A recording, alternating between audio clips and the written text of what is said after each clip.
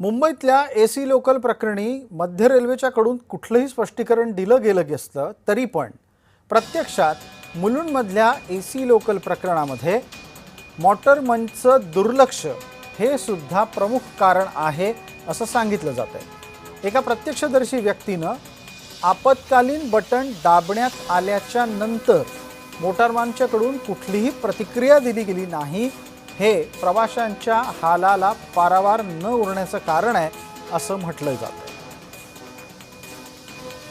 आज एसी लोकलचा एवढा तारंबळ उडालेला की लोकांना खूप प्रॉब्लेम्स झाले, कारण की दिवा आणि दिव्यावरनं जशी ट्रेन निघाली तशी मुंब्रा आणि कळवा यामध्ये दिव्याचे एसी कुलिंग बंद पडलं। त्यामुळे मग ते लोकांना खूप प्रॉब्लेम्स झाले त्याचे। आम्ही मोटरमॅन यांना पण कॉन्टॅक्ट केलेला होता, पण त्या मोटरमॅनवाल्यांनी पण रिस्पॉन्स दिला नाही। तिथल्या बेसिक गोष्टी जर अवेलेबल नसतील तर मग एसी ट्रेनचा तरी काय उपयोग। मग आम्ही एवढे जीवावरती बेतून आम्ही मग कामावरती येतो, त्यामुळे आम्ही एसी साठी जास्त फ्रिक्वेन्सी वाढवणं हे आमच्यासाठी चांगलंच होईल।